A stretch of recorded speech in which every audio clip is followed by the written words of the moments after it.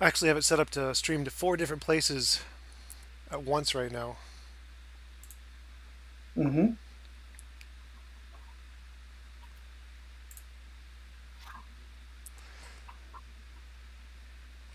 It's a pretty cool program.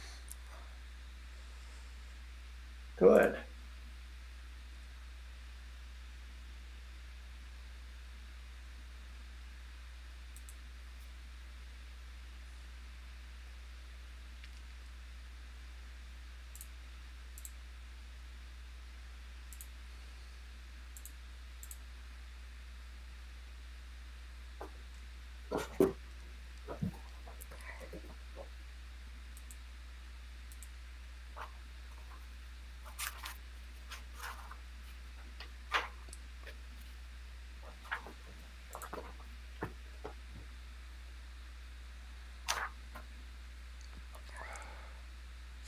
All right, it looks like we're live. Had to give it a second so it load on all 3 websites.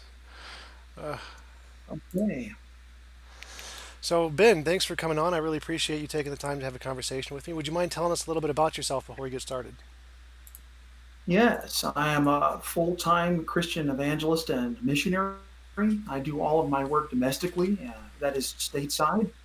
I also work with Teen Challenge, where I serve as an adjunct faculty member for their Leadership Institute here in Minnesota.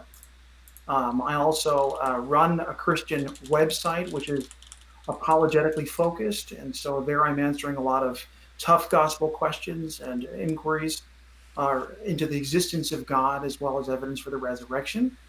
I speak itinerantly at local churches and visit pulpits. And then I also have done some evangelistic work on secular college campus events, this type of thing with Campus Crusade for Christ.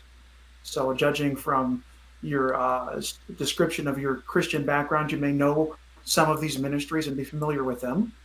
And so, I also am married. I've been married now for 11 years to my best friend, and I have 2 children. We have 2 children together. We began our family in 2013, and we're very involved with the faith community out here, and really seem to be enjoying a lot of how we feel that God has been able to use us in this context. Well, cool. So, I just to jump right in, I'm an atheist, by which I mean I don't believe there are any reasons to believe in the existence of God. Could you tell me Mhm. the reasons you believe there are to believe in the existence of God? Then I'd like to tell you my position on those reasons, then I'd like to hear your thoughts on my position. Sure, sure. Well, I think that some of the things which have led me to embrace belief in theism have to do with some of my own Christian experiences. That is, my own personal experiences with God Himself. And I consider these experiences to be sufficient to justify my own sense of faith in God. But certainly, in the context of evangelistic discussion where we're engaging in interaction with outsiders, there I'm more reliant upon arguments and evidence for the existence of God. And some of the most powerful ones come from arguments which are classically quite old. One of them would be the axiomatic argument for the existence of God. And so this is one of the arguments that I hold to as one of the most powerful refutations for atheism in terms of an in principle defeater to the position. Would you mind giving us an outline of the axiomatic argument? Sure, the axiomatic argument essentially holds that if we are properly defining God in his attributes that are generally agreed upon, then that description in itself is enough to justify the existence of the person in question. So, if God's existence can be demonstrated as axiomatic, then we have an objective grounds for saying that God indeed exists.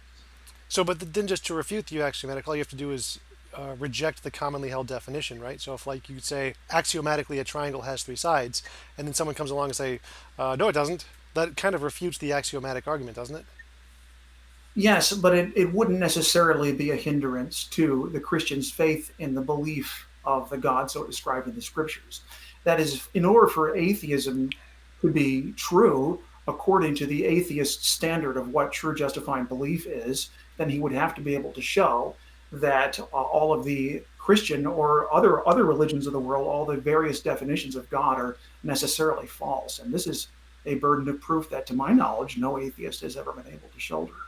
Well, I don't think so. In the case of the axiomatic argument, in any axiomatic argument. It's like saying definitionally true, or something like red is redness, or triangles have three sides, or a word means a certain thing. It's only axiomatic as long as everyone literally agrees on it. But if there's a single dissenter who says, I just disagree with that, then it's no longer axiomatic. It's a rejection. Like, for That example, would be my understanding of what an axiom is. An axiom would be something which is self-evidentially true. Example, A plus B is equal to B plus A. And then anyone who wants to say that that is somehow false has to show that there's a justifiable ground for doubting it. And I just don't see, in the case of a clear axiom, like the axioms that govern logic or mathematics, that we have good counters to the justification that is presented to us in simple systems of mathematics. all right, absolutely. I agree in the case of logic and math, like A equals A is axiomatically true. And so if you use an axiomatic argument for that, it's reliable. But if you use an axiomatic argument for the definition of a bachelor, anybody could just come up with a new definition and completely refute the axiomatic argument for that definition because language is arbitrary. So, for example, Right. if you have a list of properties that you attribute to a god, I can say, I don't like that property, I'm going to get rid of it. So now I have a new list of properties, and this list of properties is, unless you can show that it is somehow less plausible, it would then therefore be equally plausible and refute the axiomatic argument for the existence of God. The problem here is that essentially what we have is takes, for example, the skeptical arguments against the possibility of knowledge. The person who comes to sort of refute the skeptic's argument on the basis of reliabilism, i.e., science works, or some other description of how to simply refute the arguments for skepticism that we cannot have knowledge about true justified beliefs. There, I think the problems that one runs into can be quite significant. And so I'd be interested in hearing how you're going to describe that the Christian God would be false in this case, because essentially, as in the case I just described, what the reliabilist is doing in that case is just simply changing the grounds of the discussion, just simply changing definitions, which is tantamount to sort of changing the subject. It doesn't really address the question. Well, I would say that my alternative list of properties is equally as reasonable or more reasonable than your list of properties, and that would mean that your list of properties was not axiomatic. That would be an interesting place to start. So I'd certainly be interested in hearing what that would be. So I tend to go with the naturalist pantheistic view, which is just an eternal, all-powerful nature. You don't need anything else that can explain everything. You don't, and that is sufficient to be a God replacement without the consciousness. A God replace. So there, are you reliant upon the idea that the universe is indwelt by spirit or something of this kind of sense or description of the universe? No, more of That an is some sort of a transcendent, ever existing entity that has existed perpetually. essentially sort of like that, but the eternally existing can mean many different things. It could mean past eternal, but it could also mean outside of space time, or it could mean like a B theory of time. There are many different categories of things that that could mean, but it would mean that Mhm. there is essentially a natural something that it has existed in place of a god. I see. Yeah, here I just simply would point out to the objector in this case that the notion that the universe has existed in a state of a sort of an eternal uh, sequence of temporal events. I would say that the arguments of mathematics and philosophy have sufficiently shown that we cannot have an infinite regress of past events, that such a regress of events must have some sort of a starting point because the universe that is triggered itself triggers nothing. Right, so our universe had a beginning, but that does not exclude the possibility of a pre existing natural thing that is itself outside of space and time, which can in fact exist in the same way God does outside of space and time. For example, there are theories like Nima Arkani Hamad's amplituhedron or Sean Carroll's emergent spacetime, where there are natural properties that exist independent of spacetime because spacetime is emergent in these theories. So there is a way that natural things can exist spacetime independent. And there are different ways to have other kinds of spacetime that can also exist independent of our spacetime. Yeah, Sean Carroll's ideas have not really garnered the broader assent of the wider astrophysical community. There is quite a bit of skepticism within the atheist communities themselves, from what I am uh, understanding at this point in terms of the model. Oh yeah, Certain you're absolutely right. But his theories, Ward-Guth-Vilenkin theorems, for example, would hold that any sort of universe which is governed by a space-time reality necessarily itself has a beginning and origin to its own existence, and this is said to start from a space-time singularity. well, no, not exactly. The singularity hypothesis was Stephen Hawking, and he refuted that hypothesis. It was his dissertation where he presented it, and then he refuted it in a later paper. The Borg-Guth-Vilenkin theorem states that any any universe that holds the same kind of spatial Right. geometry has a beginning, but it only applies to Mhm. universes that apply with the same laws of physics that are known, like our laws of physics. If you add a new law of physics, it no longer applies. Like quantum gravity, as soon as we discover, or if there is a quantum gravity, the Borg-Guth-Vilenkin theorem no longer applies to those The universes. theorem holds irrespective of any a discovery of quantum gravity. It would hold irrespective of a description of that time before the Planck era. No, that's incorrect. I have a direct quote that I have in my book about from Vilenkin specifically and Guth actually saying this, that if there was a discovery of this new kind of thing, and they specifically list quantum gravity, then their theorem would no longer apply. So it only applies, like, I mean, this isn't, Does it rely upon the idea of, for example, imaginary time? no, that's Stephen Hawking's model. But, That's what I'm referring to. right. Alex Vilenkin's model as well, which draws upon the same concepts of the very paper you said refuted the need for a space-time singularity, actually as assents to the same or utilizes the same theory of a sort of imaginary time. And this idea is cannot be construed uh, realistically. It's a matter of sheer instrumentalism. It's not something. For example, what would it mean to speak about the elapse of an imaginary second? How could we even speak about such a concept intelligibly? And Well, so it seems that the notion of imaginary time used to sort of shave off the hard edge, this extreme extremity of the physical universe. Hawking himself, for example, admitted, and I have a direct quote of this as well, that essentially, if we do away with imaginary time, then the singularity, the space-time singularity, reappears. And so so there just seems to be a mathematical contrivance. So for that reason, it doesn't seem persuasive to me. Well, my objection had nothing to do with Hawking's imaginary time specifically, but imaginary time isn't imaginary. It's like imaginary numbers. It's a reference to a mathematical vector. It has nothing to do with being imaginary as your imagination. So it's a mathematical No, I'm not analysis. saying that it does, but can it be construed realistically is the question, or is it a matter of sheer instrumentalism? Yes, it can, like imaginary numbers can. They're vectors. So yes, but Alex my Valentin, but I mean that's my original objection was go that ahead. was that the Borg-Guth-Vilenkin theorem only applies to the known laws of physics, which applies to just any physical theory. As soon as you discover something new, a new law of physics, that the old theory may or may not apply to this new model of physics. So the Borg-Guth-Vilenkin theorem only applies to universes that have the same laws as our current universe, which doesn't apply to anything beyond our current universe. I'm not aware of that description of the Borg-Guth-Vilenkin theorem.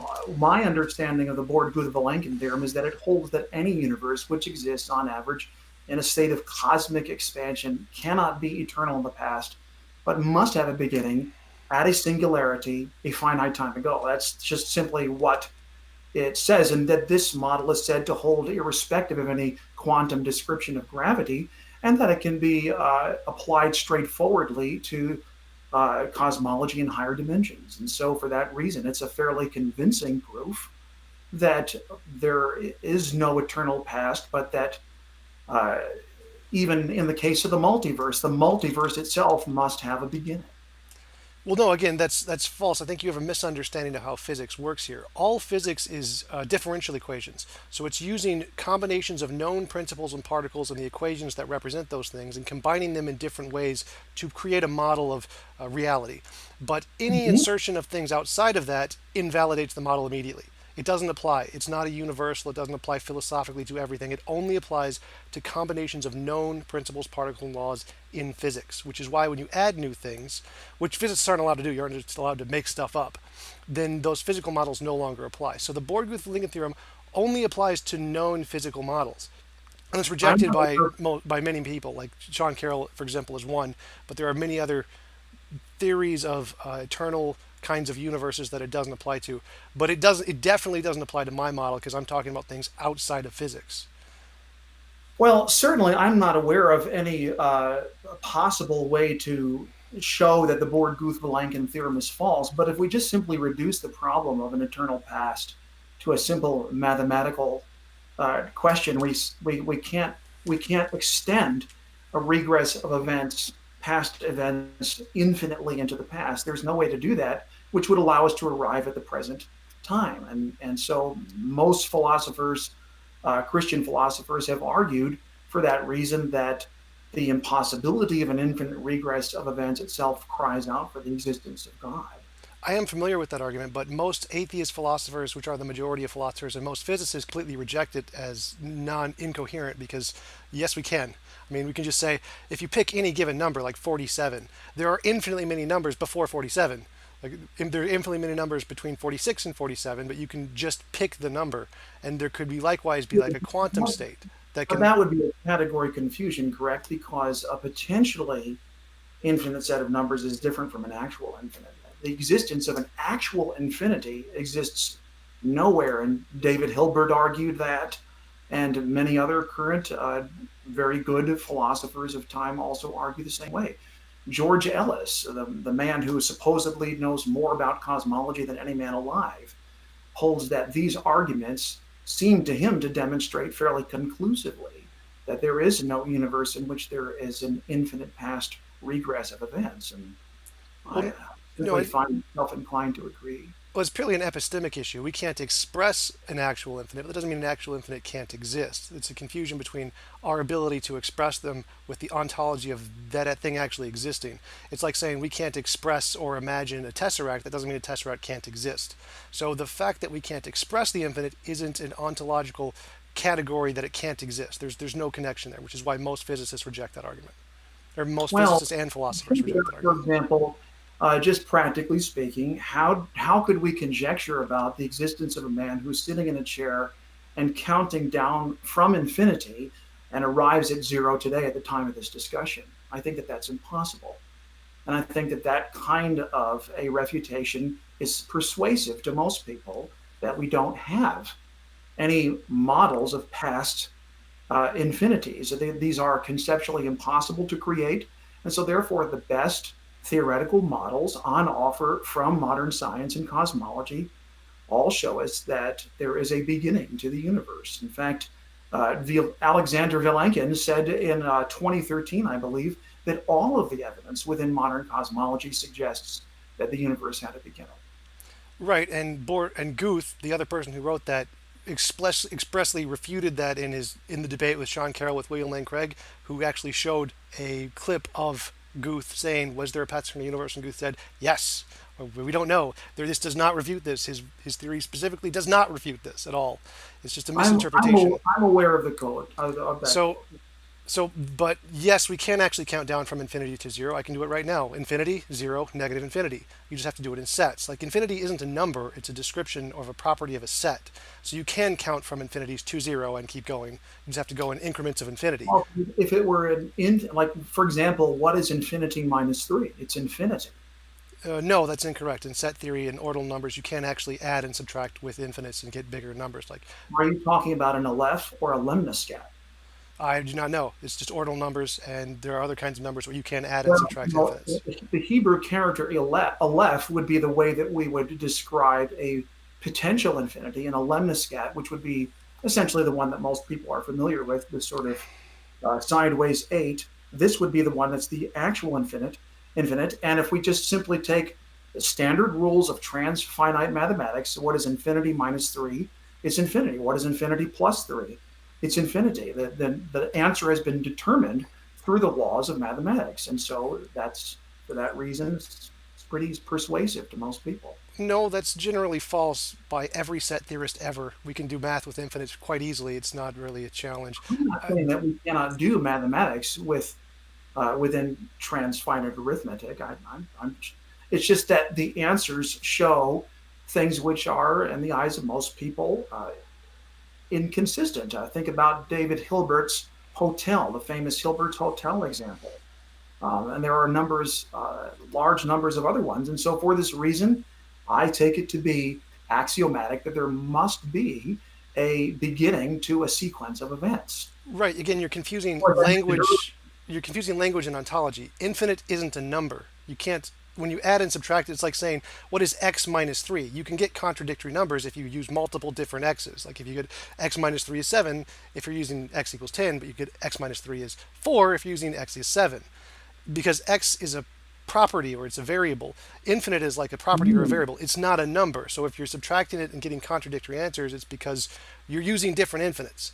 Like if you subtract infinite from infinite, you get 0 if they're the same size. If you subtract a bigger infinite from a smaller infinite, you get negative infinity. And if you subtract a smaller infinite from a bigger infinite, you get positive infinity.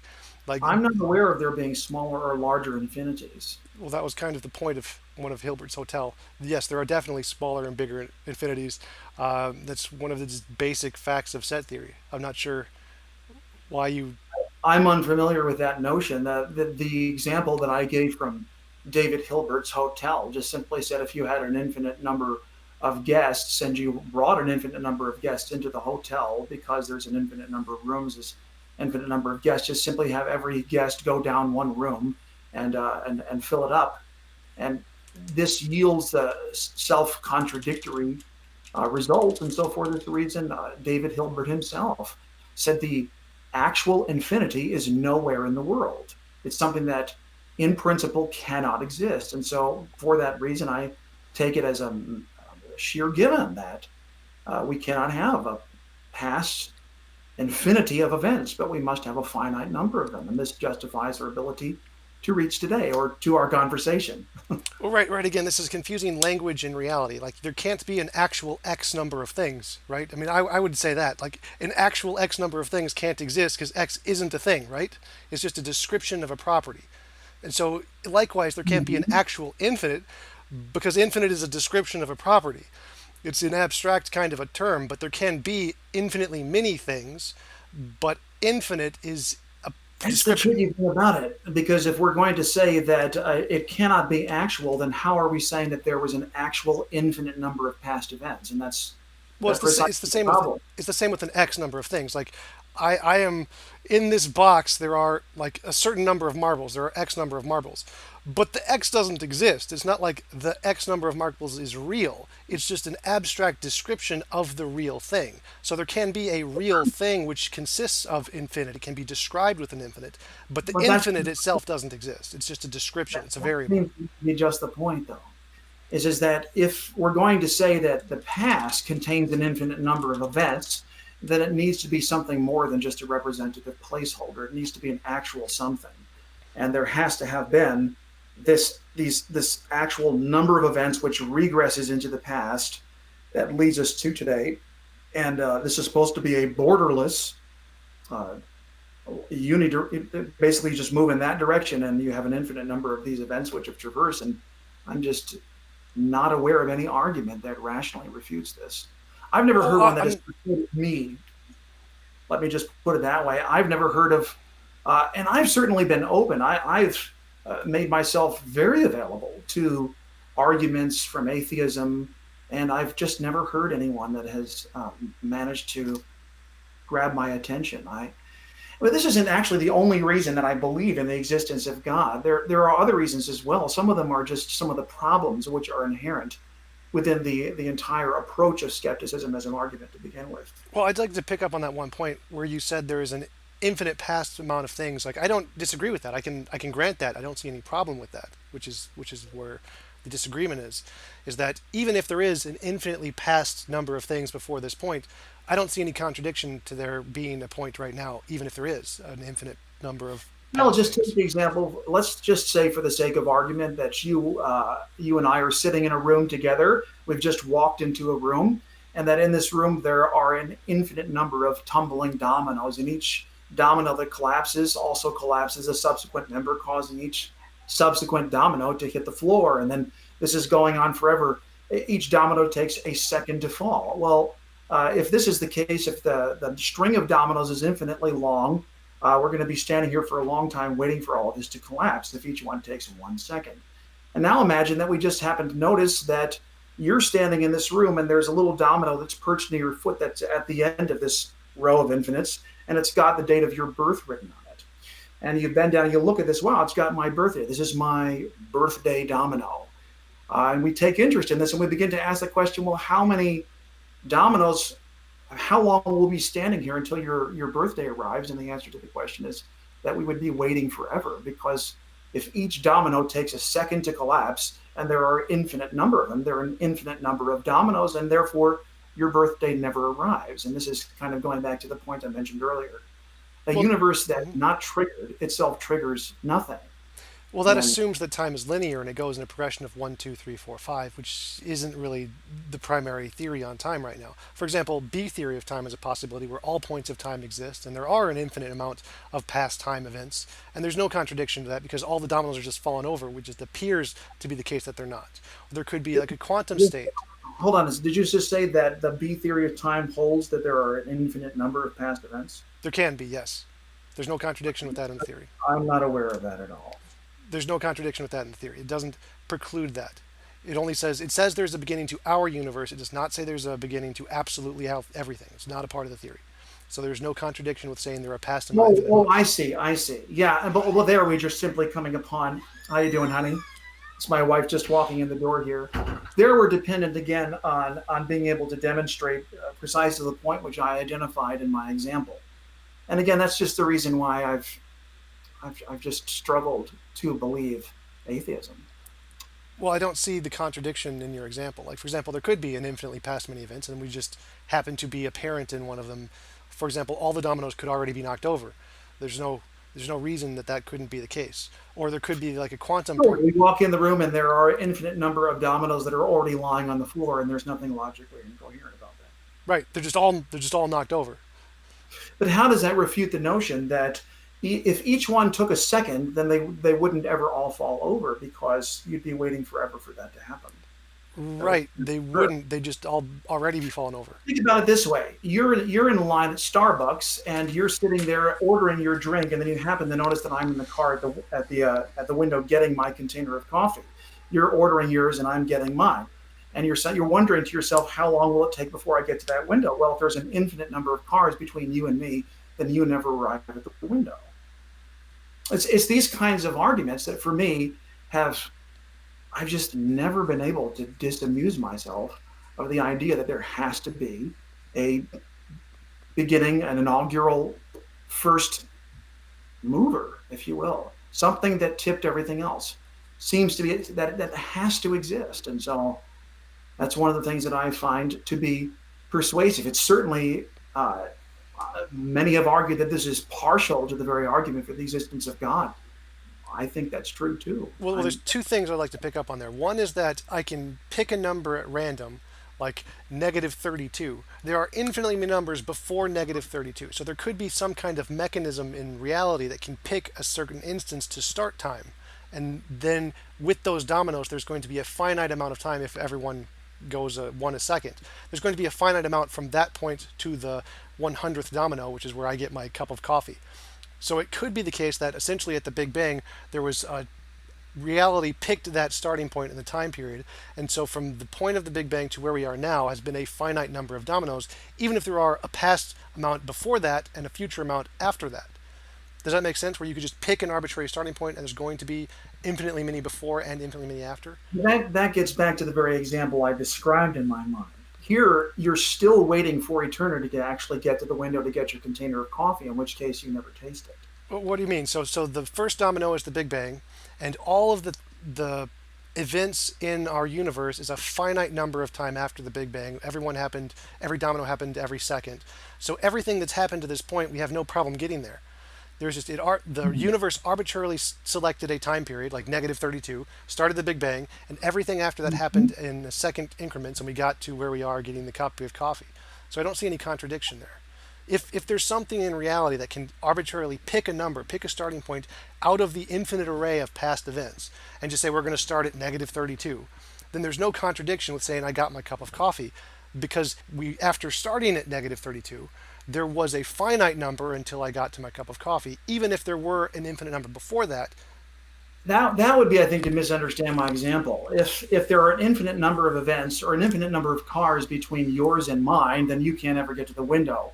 That just simply shows that uh, that it's impossible to get there. Now choose any one of the cars. There's still an infinite number of cars ahead of him to get to the window. Well, no, no, no, there's a finite number. So there's only an infinite if you're looking at the Infinity entire is an set. infinite number. That's only if you're looking at the entire set. If you divide it into a single point, there's going to be a finite number in between any 2 points of that infinite set. Unless you're actually trying to make it bigger between those 2 points, which is not the case. Well, I think this gets at the very heart of what I pointed out a moment ago. Infinity minus three is infinity. Well, no, again, in set theory we can do math, so Added that's not or a, subtracted. in set theory we can do the math there. So the math there supports my position. If you just take 2 points in between infinity, like 47 and 32, I mean, there's infinite numbers before 47 or after 47 and before 32, but there's a finite number between 47 and Sure 32. there is.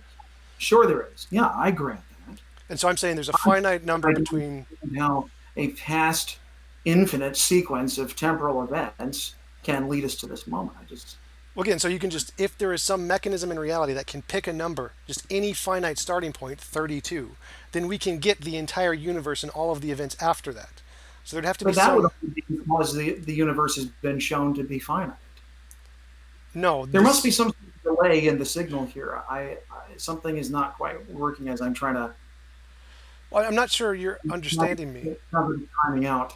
I'm not sure you're understanding my point here. So we're going to grant there is a past eternal universe. Everything is eternal. And we're going to say there is this second thing independent of the past eternal universe, and it can pick the slides. There's infinite many. It's going to pick a slide independent of the past eternal universe. And it's going to say we're going to start the apparent time frame here. There's still an infinite past where a bunch of other stuff happened, but it's going to pick a starting point, and then the dominoes are going to start to fall there. Yeah, I'm not sure that I follow exactly what it is that you're saying. So I can pick a number like 37, and there are infinitely many. Someone picks someone picks one domino out of an infinite collection of dominoes and selects every domino after that. But the point is whether or not time can consume an infinite number of events, not whether time, some person, say you or I, could walk up to the set of collapsing dominoes and say, I'm going to pick this one, and then I'm going to pick your birthday domino, and we're going to make this possible. Certainly that's possible, but that's not the question. The question is whether or not time can consume an infinite number of events. And that's precisely the thing that, again, I've just never heard an argument that has been persuasive to me in this regard.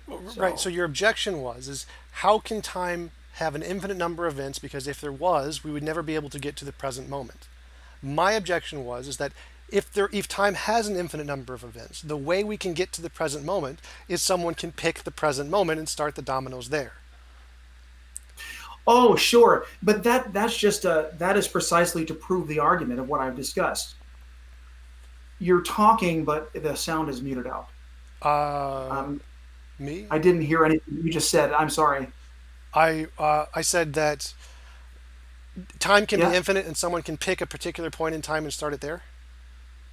Oh, yes. That just goes to show that you cannot time cannot traverse an infinite number of events. I was speaking once with a college student in a coffee shop about this very point.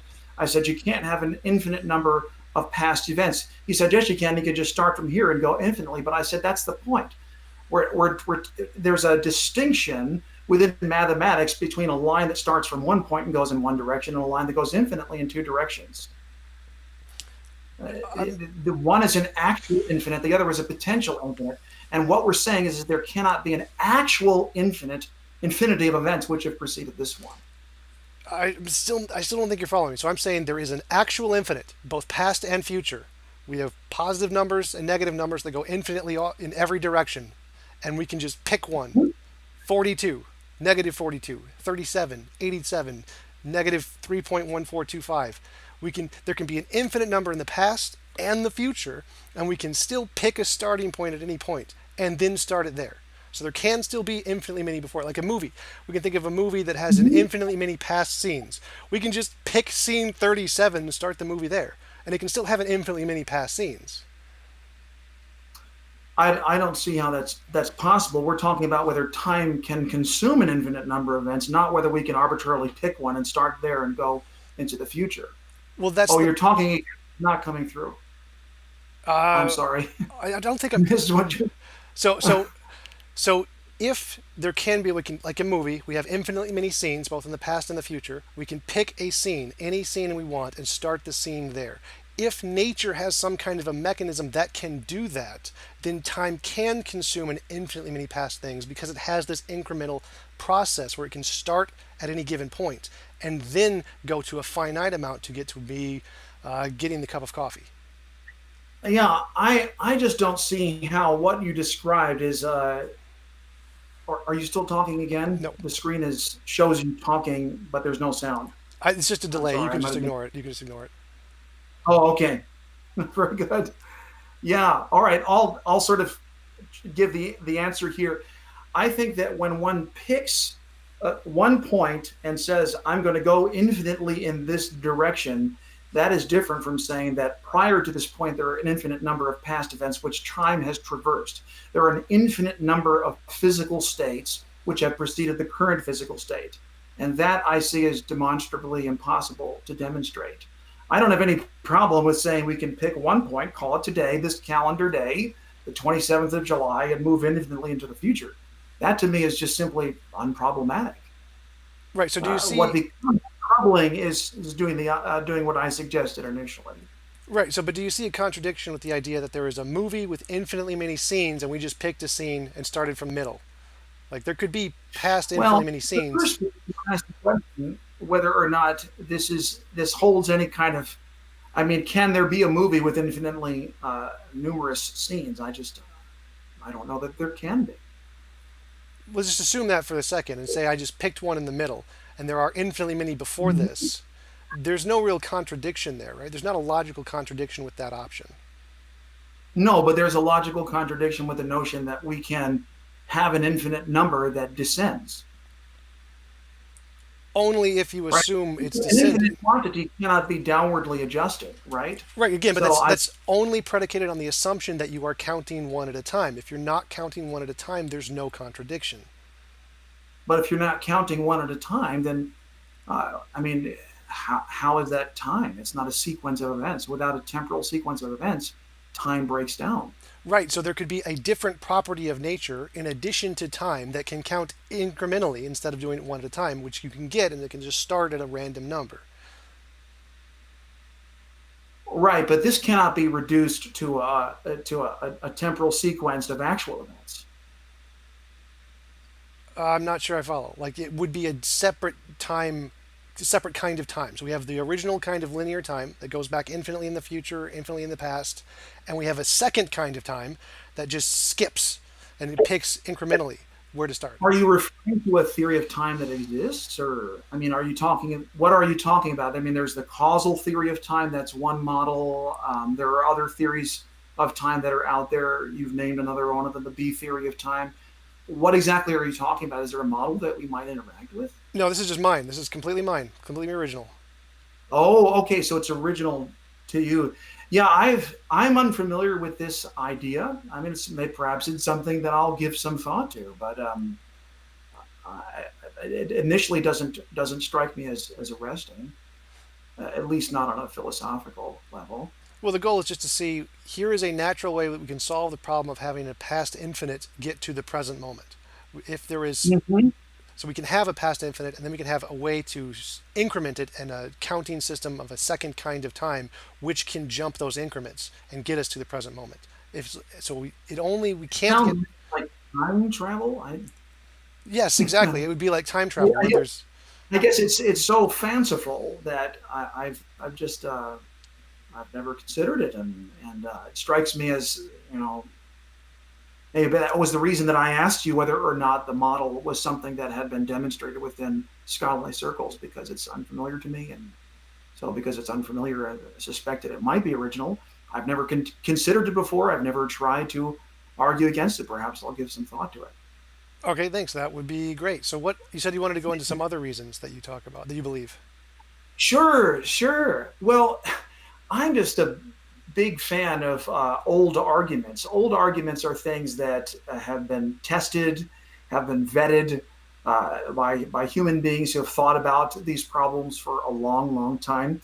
And so, when it comes to refuting what's typically referred to as methodological skepticism, I really am a fan of Sextus Empiricus's argument that the what's now known as the Munchausen trilemma. Agrippa's trilemma, Essentially, right? yeah, Agrippa's trilemma is one of the references. Yeah, and so the three classical ways to demonstrate that something is probative is to either argue on the basis of infinitism, coherentism, or foundationalism. And so, for me, a lot of the arguments of skepticism seem to rely upon infinitism, which, in my mind, renders all things uh, non non provable. This is an argument which inherently cannot be probative. So, So, for if we see a contingent proposition, call it A, we prove A by B, we prove B by C, and then we do this onwards to Z. But once we reach Z, we're faced with a sort of impasse. What do we do with this? How do we show that Z is probative and therefore the whole set is to be trusted, the propositions? Well, infinitism argues that we hold that Z is true on the basis of A prime and A prime by B prime and thus unto infinity. In other words, we're essentially saying that A, the original contingent proposition, is eternally contingent. It cannot be shown to be probative. And so essentially, infinitism would lead us to believe that nothing is ultimately provable, which strikes me on rational grounds as false. There are certain things that are provable, and I think we've made mention of a few of them in this discussion. So that leads us to the second argument, the second leg of the trilemma. Well, can we just simply argue that Z is veridical on the basis of Y? In other words, do we simply just go backwards? And that seems to be no different than saying that Z is true because A is the proof, which is to argue circularly. And so, what those who try to essentially manufacture arguments from coherentism do is they just take the proof warrant and pass it like a basketball to various members in the previous set. That seems to me to demonstrate little. And one ultimately might say that it just simply collapses to a form of foundationalism. That is, you're just simply saying that these have to be foundationally true. Well, why? Do you think that's truth conducive? And once we do that, we've started the infinite regress of questions again, in which case nothing's ultimately probative. So then we say, well, how do we show them that Z is veridical? And so the foundationalist says, well, Z is true because Z is the proof. Well, some people would say that proves nothing. But it does if the thing in question is an axiom. If it's not a presupposition, but it's an axiom, something that is self-evidentially true, like A plus B is equal to B plus A, then we just simply say, well, that there's no good rational reason to doubt that that's the case. And since there isn't, then we just simply say, well, then that's a starting point on which to base our argument. And so I for one, am convinced that foundationalism, according to the variety that I described, the axiomatic argument for God's existence, a metaphysically necessary being. If he exists in any possible world, and he exists in all possible worlds, this is a possible world, therefore he exists in this world, therefore God exists. That strikes me as very sound reason.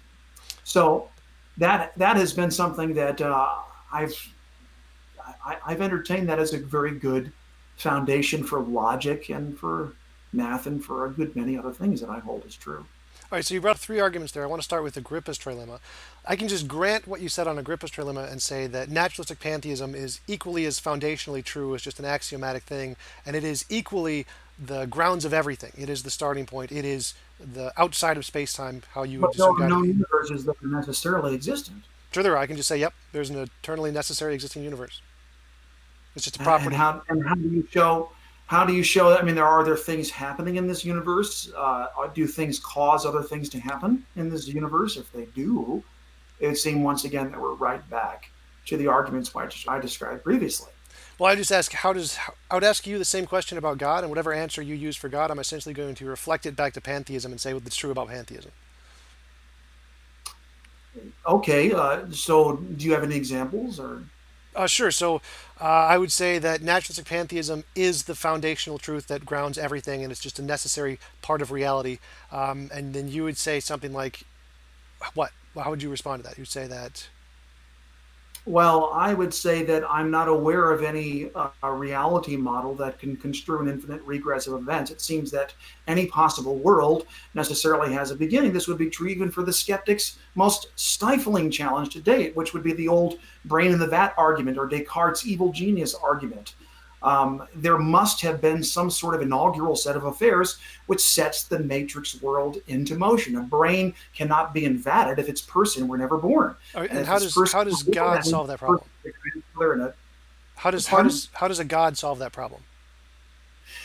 Well, it seems that there are two ways. Peter David Klein from Rutgers University argued that even if we cannot show that a given doubt is necessarily false, we can still neutralize that doubt. And I would say that that is what we have done in this case. We've just simply shown that some sort of a first mover sets the matrix world into motion. And so, therefore, whether the matrix world is this world doesn't matter because God would still be Lord of the Matrix, as it were. And so I see that as a very, persuasive resolution to the problem. Skepticism becomes refuted not because we show that the matrix world does not exist, but because we show that or rather, we say that God's existence has not been refuted by the matrix world I'm specifically because, asking about the cosmological argument here. So God exists non-past okay, eternally, and He created the universe, correct? God exists non-past eternally. That He What exists do you mean? outside of space and time. Is that how you would phrase it? Yep. Okay, I can say there is a part of nature that exists outside of space and time and started our universe. Mm-hmm. Well, what I would just simply say that uh, how did it start? Quantum If something fluctuations. exists, does this world have some sort of a conscious existence that brings it into being? No, it has no consciousness. That's the one thing that differentiates it from Well, theism. It's not conscious. problem because if if no consciousness chose to start it at some point, so that there would be some sort of a finite series of events that follows, then we begin to say, well, then why isn't that universe itself past eternal at that point? If it has a beginning, then it has some sort of a beginner.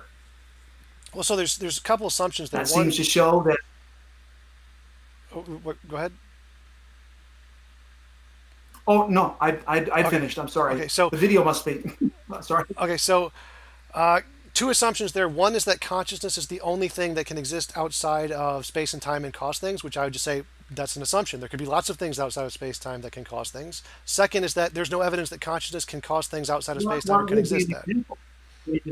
Can you describe an example of something outside of time and space beside a disembodied mind that has the ability to cause things? I'm not aware of any. Amplitude and Emergent Space Times by Sean Carroll. Did you say Sean Carroll again? Amplitude, the theory by Nima Arkani Hamad, is something that exists outside of space-time and can cause things. Or Sean Carroll's emergent space-time would be another alternative. Those actually have a basis in Mhm. physics other than the consciousness one, which doesn't. So I think those are actually more supported. And I think there's absolutely Mhm. nothing that supports the idea that consciousness can exist outside of space and time. I Well, here's the thing: is that I've never heard of anything. I mean, perhaps you can explain to me further what you're talking about, and then I can interact uh, with what you're describing. Well, I'm not an expert on quantum mechanics, so I'm a little hazy on it. But the idea is that there is this thing which Nima Arkani calls the amplituhedron. It's kind of like a particle, and it exists outside of space and time, and it causes space and time to emerge from the interactions of this particle. You'll have to. I can just refer you to his paper on it, which is a very well referenced and very popular paper in physics. It's just titled "The Amplituhedron," and you'd have to Mhm. research it more because it's way beyond my level of profession. But it does. He explicitly states it is outside of space and space and time are emergent properties from this thing. Yeah, this is where I basically say that unless something like that can be demonstrated in some sort of objective sense, again, here Peter David Klein distinguishes philosophically between objective doubts and or psychological doubts, doubts that we just conceive of psychologically. We say there exists some, call it the greatest possible pizza or something like that. Um, but the thing itself cannot have any objective basis in reality, and so therefore it's not persuasive as a defeater for theism.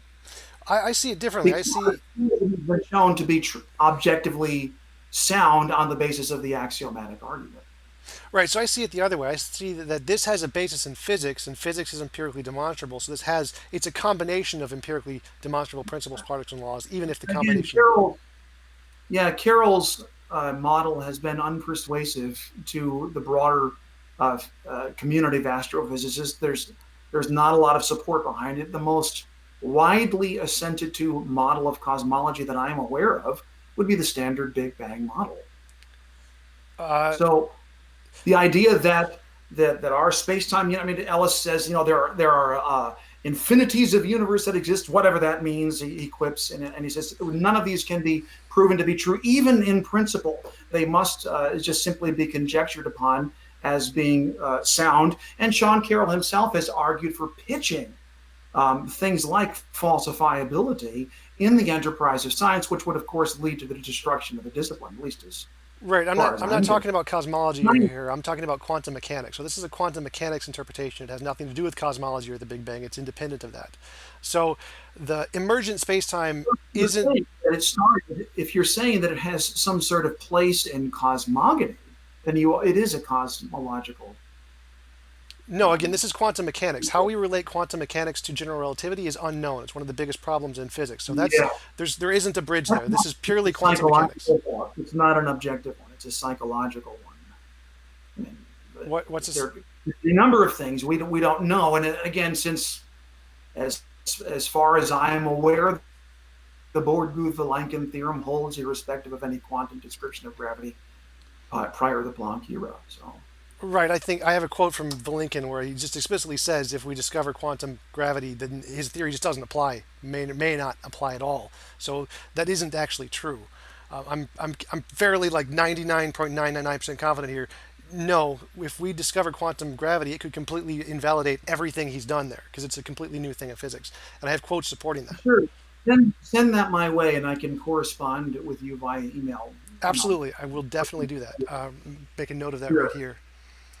All right. Okay. So, Thanks. but going back to my point was that so we have things in physics that can exist independent of space-time, and from my perspective, because they're grounded in physics, they have a much stronger, or it's much more reasonable to believe that they're true than just philosophical arguments.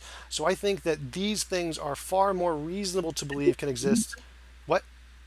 Have we seen these things? That is, have we sort of empirically observed them? You're telling me No. that they actually exist on the basis of what? So everything in physics is a combination of principles, particles, and laws in physics. They're not allowed to just make stuff up. It's all different combinations of equations that have been demonstrated, even if the combination itself hasn't been demonstrated. Yeah, this kind of goes back to the old idea that our models are as real as tables and chairs. I think that falls short of a discovery.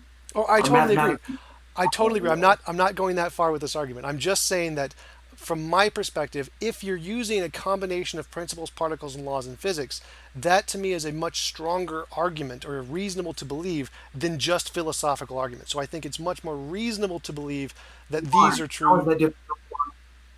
I think the philosophical How, arguments are just unsupported. You can just make stuff up whenever willy nilly and just kind of insert it wherever you want.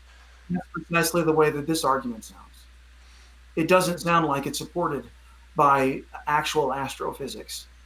That Again, is things that we can observe, that we can catalog, that we can describe, that other people can see. That it sounds precisely like that to me.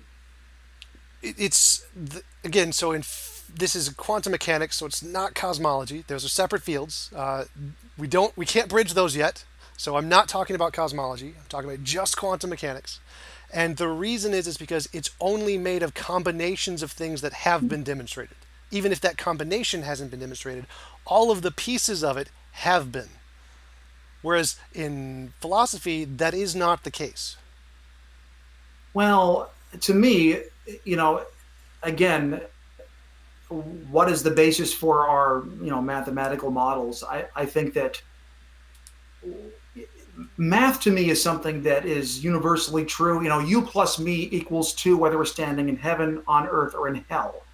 There just simply is no way to refute that. And unless something comes along that appears to me to be irrefutable, it seems that I'm fully justified in my theism. I'm rationally justified in it. I'm not following how that connects to this specific argument. So my argument is again that the physics is more reasonable because it's all based on combinations of things that have been verified. The philosophy is less reasonable because it's not based on things that have been verified or combinations of things that have been verified. Well, this kind of gets at sort of the, you can look at the arguments of Bose von Frausen and even Hawking himself, who held that the universe is actually fundamentally unobservable. That essentially, you know, look for example to energy are just simply theoretical and mathematical abstractions, which we cannot get a hold of or rationally justified in believing it because it points to something that's real. And so I'm inclined to say that that's the case, but I'm not familiar again with what you're describing. And so I'm some sort of a metaphysically necessary particle or something that's outside of space and time and that creates space time. Something like this has never been commended by the entire scientific community, as far as I'm aware. Well, I agree. So again, And it's that may change tomorrow. I would I would have to deal with it at that point on a different level. Something like that could be shown to be true tomorrow, and I'd have to wrestle with it. And I readily admit that I would have to take a lot of these concepts to the iron of reason and essentially hammer out what I think to be the counterclaims to these sorts of notions. I would have to do that. right. So I think the consensus in physics is that we essentially can't say what's outside of space and time. So consciousness is out, and this hypothetical particle is out because we don't have any basis in physics to conclude anything about necessary things. It's not a principal particle law or a combination of any that we can get from physics. So it's not something we can say from physics at all. It's just outside of the grounds of physics entirely. But if you want to make an extrapolation to this necessary thing that created everything, I can just do the same thing and just replace the supernatural consciousness with a natural particle. And physicists could do this, it's just not physics, so they don't. Yeah, again, that gets back to what I pointed out earlier. It seems to me that the argument breaks down because, in order for something that is not conscious to give rise to a finite effect, what is it that does this?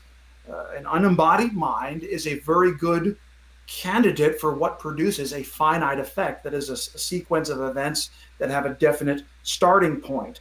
If the cause is sufficient to produce the effect, and there's no consciousness to stop the cause from producing the effect, then we've got to begin to say, well, then why hasn't the effect, meaning the universe, existed forever? But then that gets back to that runs aground in the very same set of problems that I identified earlier. We can't have a physical state of affairs that endures for an infinite number of temporal seconds. It just simply breaks down.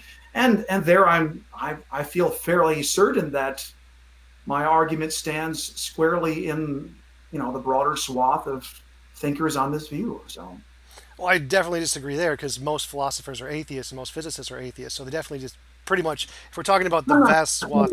I'm not saying that they're theists. I'm saying the point of there having to necessarily be some sort of first cause that gets the rest of the causes going. Every finite cause necessarily has Oh, to right, have some right. sort of a parent. Therefore, some eternal parentless cause has to exist that starts everything, or else you cannot have the ability for us to have arrived at, as I've mentioned, the current calendar date. Oh, I agree with you completely on that. I just think there's no need for a God, and I think consciousness, there's no basis to conclude consciousness could do that in any sense. Consciousness seems to be completely contingent on material things as far as we can tell. There's no evidence of unembodied minds as far as I can tell. And the best candidate we have for something that can exist No, there's outside of space and time is those physics models that we have. And everything else is essentially just assertion. Yeah, here Christianity has some very very powerful things to say to a person. I think if somebody says that there's no such thing as sort of an immaterial mind, I would say, well, look no further than yourself. I think that You everything. you are not just simply chemicals fizzing. Surely there has to be something. You have a body, but you are a soul. You are there's something about you that cannot be reduced to simply a physicalist account of your personal makeup. Well, I definitely So agree that with our TJump Tom Jump has to have there's something precious about Tom Jump. You are a much more valuable than the somehow $11 and some odd cents that your collective carbon elements are worth. I think that there has to be, and that becomes the basis for our justice system. That becomes the basis for saying that it's wrong for so and so to kill so and so for no reason. These we only break these laws to the detriment of ourselves and society. And so, I just So, I so, think I think you have a mind. You have a mind that is not just simply your body. There's something separate. so I agree that with our current understanding of naturalism, we can't explain consciousness, but I believe that consciousness could be explained by unknown natural processes. Like, even if we grant that consciousness is separate from all known natural forces, we don't need to make a jump to some kind of supernatural kind of a thing. We can just say it's an unknown natural thing. So I don't see why you're making this jump to this, like it's a completely separate non-natural thing. It doesn't seem to make sense to me. It seems to be much more plausible to conclude it's just an unknown natural thing. An unknown. So in other words, it's part and partial to this universe. Yes. Okay, well then, how does the universe create itself? Well, I'm just going on the mind here. Just on the mind. The mind could be a product of the universe. Yeah, I think that with our willingness to agree with that goes the intrinsic basis for holding that certain actions are wrong or others are morally praiseworthy. Um, all of that is just simply the socio cultural developments of a group of highly developed primates on a relatively um, pedestrian, part of the Milky Way that produced the Earth by pure chance. I just think that if that is the case, then moral things, moral rightness, moral wrongness is lost in the process. And so that's why I, as a Christian, am convinced that we need to keep there being some sort of a basis for upholding, um, rightness and wrongness that is directly connected to this thing I've described as the soul. By the way, is your last name Jump? Yes. I said Jump is okay. All right, I just wanted to make sure it wasn't. Perhaps it was Pseudonym? a pseudonym. Yeah. Right. So I'm a moral realist. I believe in objective morality. Most philosophers are moral realists, and most philosophers are naturalists. So I don't. There's no real contradiction to having objective morality independent of a supernatural something. Um, yeah, I would. If there is no part as necessarily a supernatural you, let's call it, then I just don't see a basis for our, the basic moral principles that undergird our society. Well, there's hundreds and hundreds of candidates that are proposed by philosophers all the time. So I don't really see uh, Mhm. what. Oh, I just said, Oh yeah. what are those? Yeah, Oh, sorry. consequentialism, utilitarianism, Peter Singer's morality. There's all kinds of moral systems. You can just Google models of morality into Wikipedia, and they'll give you a list of like 300 of them. And I have my own version, Hmm. true too. So I mean, there's lots and lots of different alternatives for an objective morality, and they seem to function significantly more effectively than the theist model of Yeah, but morality. here they're not reducible to an axiom like God. For example, if we just simply say, well, what is the basis for those moral systems? If the person says this is the basis and this is the final thing that shows that my moral system is right, then I'm immediately going to ask, and of course, the question that I'm going to ask. It immediately becomes, do you think that that thing that you described, do you think that that stands as a proof as truth conducive? As soon as you answer the question, we've just continued the infinite regress. And so at that point, I just simply point out, well, then there's got to be some other basis for it. What is it? Well, then you just simply toss it like a basketball back to some sort of previous member of the set. And there I simply say, well, then that just collapses to foundationalism. Are you a foundationalist? No, I'm not a foundationalist.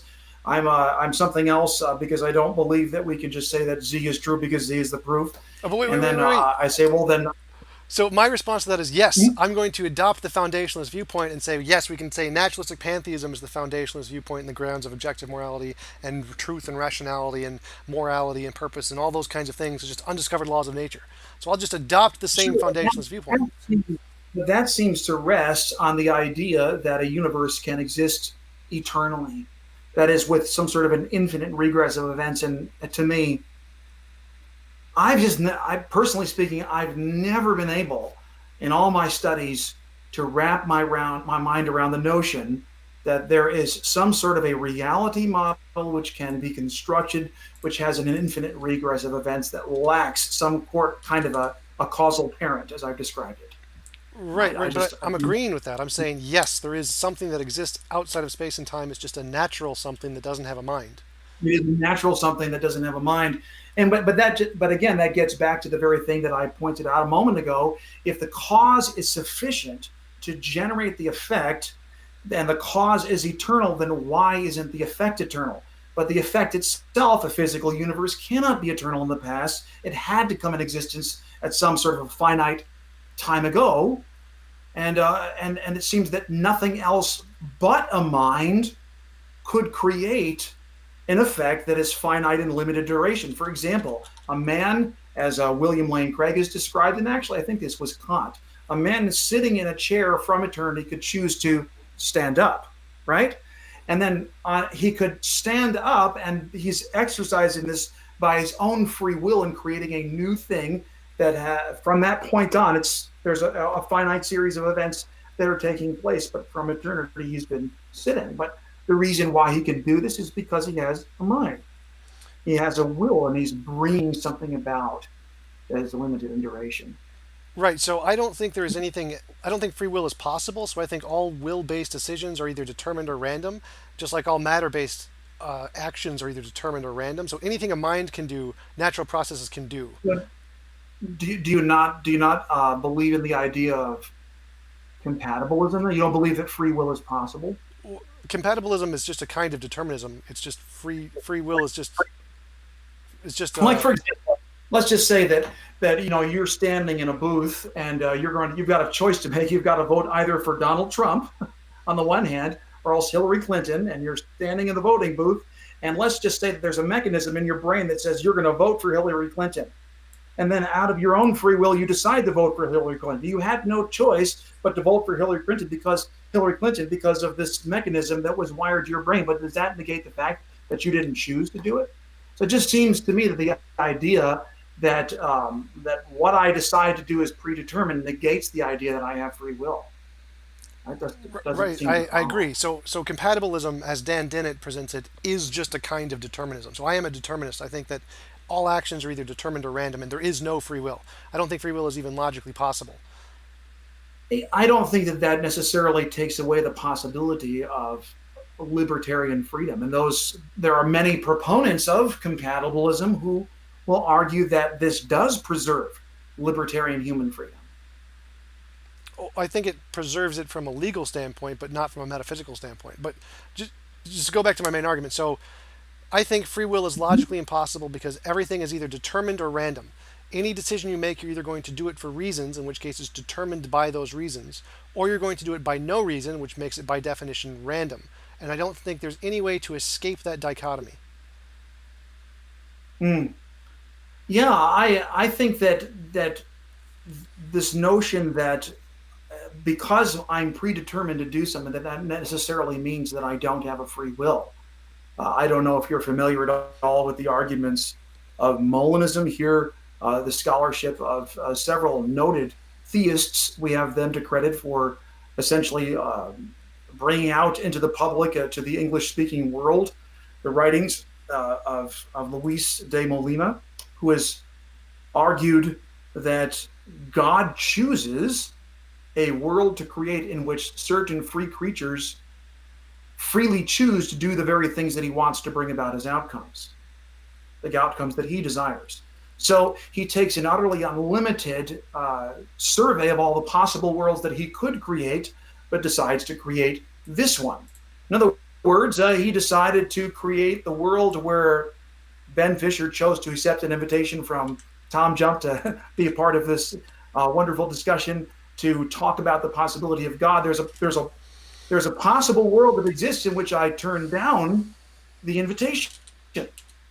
But God didn't choose to create that world. He chose to create this one. And yet I'm still making these free decisions because his choice was, in a sense, decided in view of them. That's at least one model. Now, that description of compatibilism is not one that I necessarily hold to, but it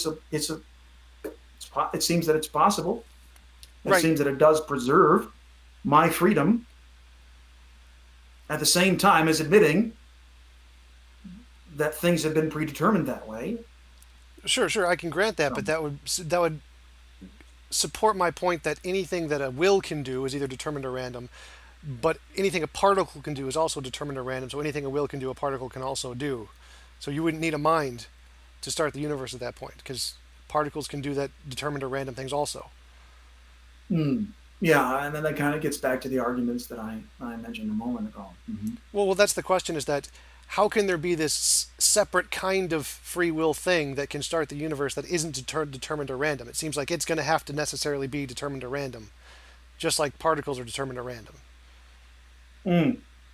So you're saying that the existence of stochastic processes like what you described, these show what? I'm not sure that I'm following. So anything that a mind can do, natural processes can do Mm-hmm. without a mind. So if a mind is either determined or random to do whatever it does, like start the universe at some given point, then Mm-hmm. there could be some natural property which is determined or random to start the universe at some given point. You don't need the mind to do it.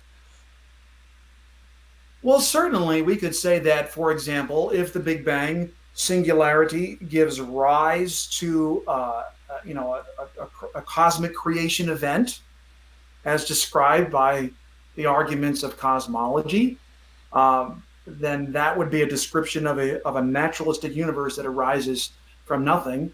But there, I think here's my basic problem with for example that model is that a space-time universe could not arise from a state of infinite density.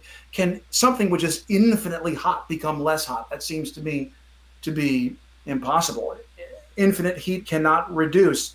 Infinite density cannot be downwardly adjusted. So it just seems it's stuck at that point. Um, so there had to be some sort of physical state of affairs that pre-existed the Big Bang, but eventually, again, on the basis of the Born-Guth-Vilenkin theorem, that goes back to a singularity itself. And this is said to be true irrespective of the arguments of, for example, a quantum theory of gravity. So, And so again, you promised to send me an email, right, so do I've send got me the the quote. email that you're talking about. But again, my point was just saying, if you wanted to create the universe, you're saying that you need some kind of a consciousness to do the Correct. creating. And I'm saying anything a consciousness can do, unguided natural processes without consciousness can also do them. Because anything a consciousness can do can be uh, split into a dichotomy of either determined or random. They're going to be one of those two things. And anything that the unguided natural processes are going to do is going to be either determined or random. So I don't see Determined by anything. It's like anything. some pre-existing law. Is it some pre-existing law? I mean, what are you saying? In which case, you're just saying that this physical state of affairs can be stretched back to some event prior, for example, to the Planck era, and then that goes back further, but that can't be extended infinitely backwards. If we could construe a reality model in which something like that could be possible, I might entertain more doubt Well, I'm saying the same about. thing applies to consciousness. Either consciousness must either be determined in that same sense and go back to the infinite regress, or it has to be undetermined completely, which makes it by definition random. Well, again, are you trying to say that this either or dichotomy that you initially described that I attempted to refute a moment ago, the Hillary Clinton, Donald Trump example I gave, that compatibilism is somehow to be debunked? Well, no, because compatibilism is compatible with this theory that everything is either determined or random. So compatibilism doesn't refute that dichotomy. It's coherent with that dichotomy. So in my mind, compatibilism, yes, it does affirm determinism, but it also affirms libertarian human freedom. And so therefore it is an in between position. It's both. It's both at the same time. It allows both to work together. So therefore, simply saying that compatibilism is a form of determinism, my question immediately becomes then how does compatibilism eradicate the possibility of libertarianism? It's a form of determinism. So what? There's still libertarian human freedom. That's the point. It's compatible. From my understanding, the majority consensus on compatibilism is that it just is a kind of determinism. I'm familiar with Molinism, but I'm pretty sure he just conflates cause and reason, and he says there can be causes that aren't reasons, but cause and reason are synonyms. He's just saying there are reasons that aren't reasons. I'm not aware of any argument that collapses compatibilism to determinism solely. I Dan Dennett's version, Dan Dennett's version of compatibilism. compatibilism. But perhaps I need to do some reading on that. I mean, yeah, sure, yeah, Okay. could be Well, possible. all right, sure. Well, we've been going for a little over an hour. I have some questions for you if you Yeah, don't mind. sure, sure. Go ahead. Yeah, yeah. All right, let's scroll up. Where we got the questions? Ask Ben, if we have a soul, then why do people's personality change when they have some sort of brain damage? They become different people in some cases. If they had a soul, that shouldn't happen. From Dave Langer. Mm. That's an excellent question. The way that Christianity can answer this is by assenting to a model of anthropology, biblical anthropology, called trichotomy, the trichotomic nature of man. That is that he is spirit, soul, and body. The soul is not the only immaterial part of a human being, but there's this other thing called the spirit, and that the soul can be affected by what goes on in the physical, in this case, but that the spirit, which is back there behind the soul, is different categorically from the soul.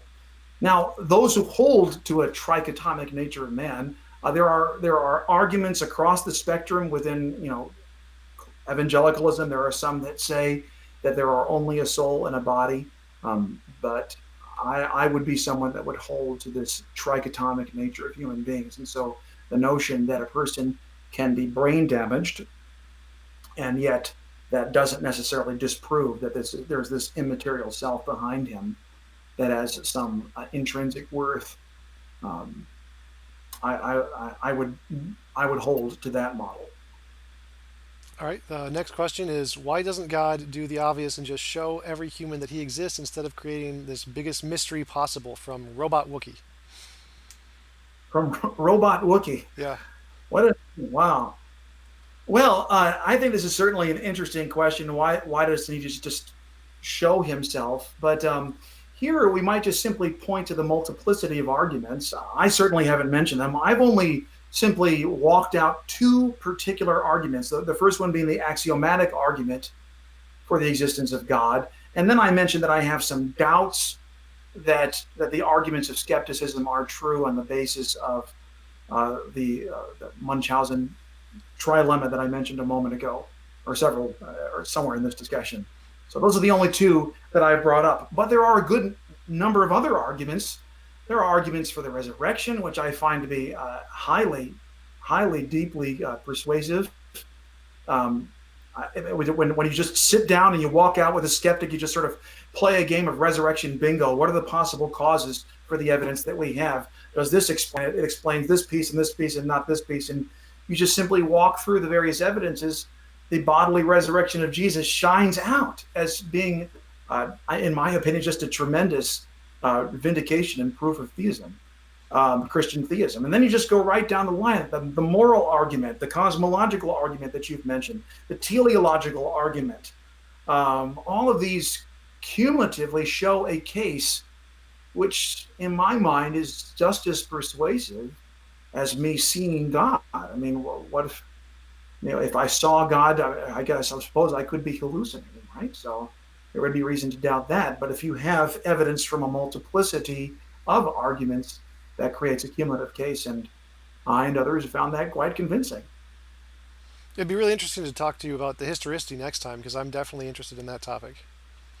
Sure. Okay. The next question Yeah. was: is there a fallacy of composition by conflating linear time as we perceive it and space-time to that of causal events outside of space-time? Not exactly sure what that means. From Edgar. I'm confess I'm not either. If the questioner wants to issue that question again and just maybe kind of distill it, that I would try to answer that. Uh, how do you define the term universe?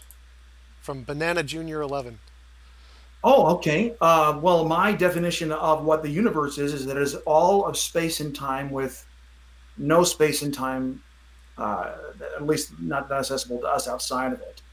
Some have conjectured again to a multiverse, um, but that just seems to make our universe a member of a larger set of universes, physical universes that are out there. But this would just be simply an extension of the very same concept of multiverses, just a larger, ensemble of universes, but it's all still physical. And he So said the this was universe is just simply the everything that is physical and everything that exists within the constraints of space time. he said this was for both of us. So my definition of the universe would be the observable universe. I would describe the larger system as the cosmos, as Carl Sagan put it. Would you Mm-hmm. ask Yes, I him? would. Oh, so the next question would be from Robot Wookie again. Would you ask him to defend an all-powerful being putting hundreds of billions of humans into an eternal microwave oven when that being never gave those humans absolute proof that he exists? There I'd go again to what is absolute proof. If the question means some sort of physical, proof, again, empiricism it becomes subject to the very problems that infinitism, the argument of infinitisms. In which case, there's no real way to show that the universe exists. How do you get outside of the universe to prove the universe? And so, if something becomes pushed into an infinite regress, then it itself is impossible. The thing in question that sort of ultimately undergirds all reality must be foundationalist and axiomatic in nature, and that's why I hold that there is better proof from just something as simple as the axiomatic argument. But beyond that, one could experience God directly by just simply asking Him to reveal Himself to us. And I think that, again, for me personally, that's the way it happened. Some almost 20 years ago now, standing on a college campus, looking up into a night sky, and I just reclaimed the faith of my youth after a 5-year episode of complete apostasy. And I felt fairly strong in my faith from that time until this time. And I've had to come to admit that I think that these things are true. I believe them. All right, so Brenda von Ashen asks, why don't you include God in the universe? Would a universe be Well, I don't. everything that exists? God, if the universe is everything that exists and God exists, then wouldn't God be a part of the universe? Mm-hmm. Yeah, I would say that God is God. The Christian argument here again, and this is the argument that I stand on because I'm defending Christian theism. The Christian view of God is that He transcends the universe. He's involved in it with us, but He transcends space and time, and as a transcendent causal agent, He brings space time into existence. And so we can hold to the idea of a universe while also holding to the notion of this transcendent reality that creates the universe, and that's what you see in Genesis chapter 1. All right, Zakum asks, could you be wrong about the existence of God? Could I be wrong about the existence of God? Well, here, I think that this makes the question subjective.